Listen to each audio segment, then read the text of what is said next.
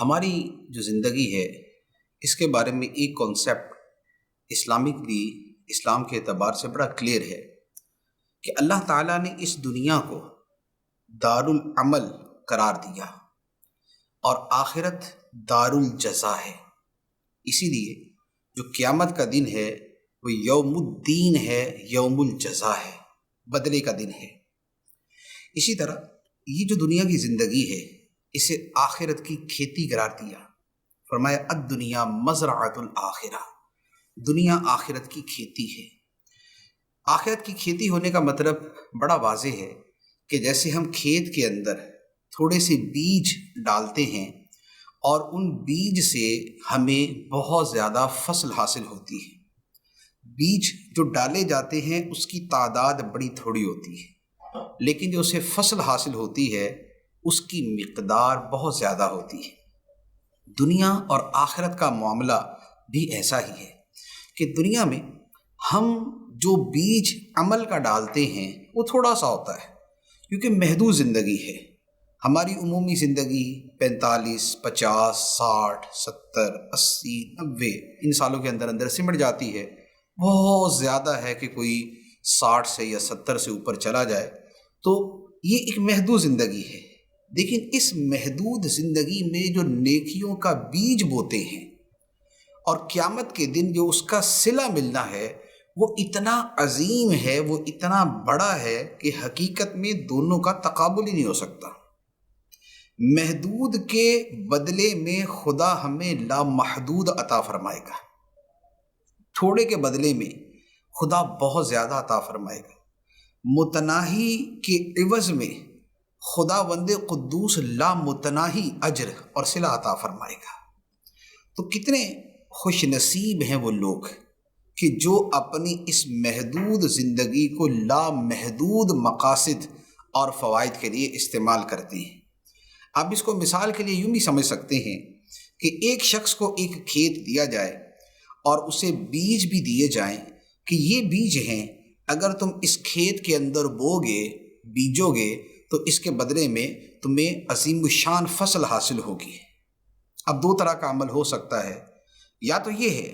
کہ وہ کسان تھوڑی سی مشقت برداشت کر لے، سردیاں گرمیاں اس کو برداشت کرنی پڑے گی، اس کے سردیوں کی صبح میں جا کے پانی دینا پڑے گا، گرمیوں کی دوپہر میں اسے وہاں پر بیج ڈالنے کے لیے دوپہر کی گرمی بھی برداشت کرنی پڑے گی،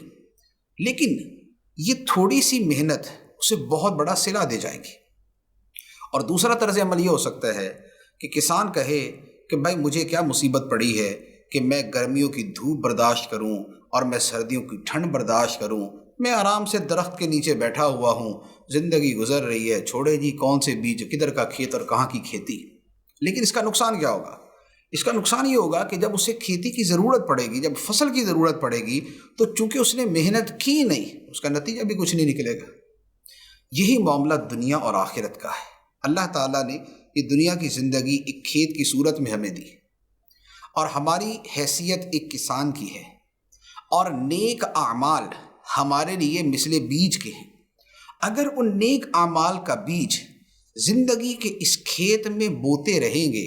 تو آخرت کے اندر اس کی فصل بڑی شاندار تیار ہوگی، لہلہاتی، سرسبز، پھلوں والی، پھولوں والی، اناج والی، بڑی اعلیٰ قسم کی فصل اس کی نصیب ہوگی۔ لیکن اگر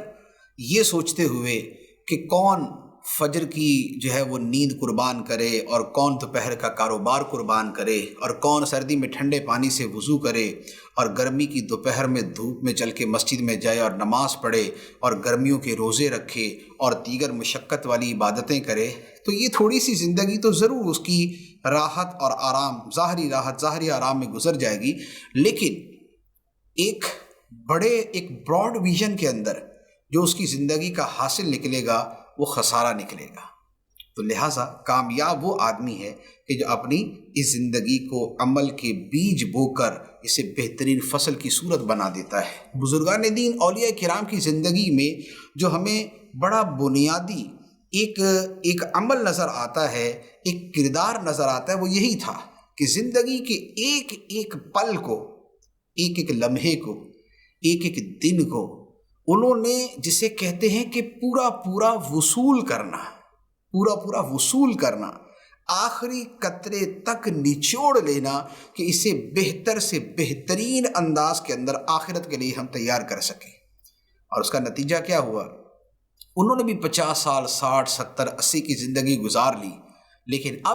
اب دنیا ان کے نام لیتی ہے، دنیا ان کا ادب کرتی ہے، خدا کی بارگاہ میں مقام قرب پہ فائز ہو گئے، ان کی قبریں روشن ہو گئی، ان کی قبر پہ جانے والوں کو فیض ملنا شروع ہو گیا، آخرت کے اندر ان کا مقام و مرتبہ ہوگا، نور کے ممبروں پر بیٹھے ہوں گے، اللہ کے عرش کے سائے میں ہوں گے، خدا کی رحمتیں ان پہ برس رہی ہوں گی، چہرے نورانی ہوں گے، اور دولہا کی طرح ان کو بڑے اعزاز اور اکرام کے ساتھ جنت کی طرف لے جایا جا رہا ہوگا، کیونکہ دنیا کی اس تھوڑی سی زندگی میں مشقتیں اٹھا لی۔ تو یہ کامیاب لوگ ہیں، اور یہ وہ کامیاب لوگ ہیں کہ جن کی پیروی کرنے کا رب نے ہمیں حکم دیا، جو ہم ہر نماز کے اندر دعا مانگتے ہیں کہ اے مولا ہمیں سیدھے راستے پر چلا، راستہ ان لوگوں کا جن پر تو نے انعام کیا، اولیاء کرام، صالحین، شہداء، صدیقین، انبیاء علیہم الصلاۃ والسلام۔ یہ وہ کامیاب لوگ ہیں اور یہ انعام یافتہ لوگ ہیں کہ جن کے طریقے پہ چلنے کی ہم دعا کرتے ہیں۔ تو ان کے راستے پر چلنا جو ہے یہ ہمارے لیے راہ نجات ہے۔ اللہ تعالی ہمیں عمل کی توفیق عطا فرمائے۔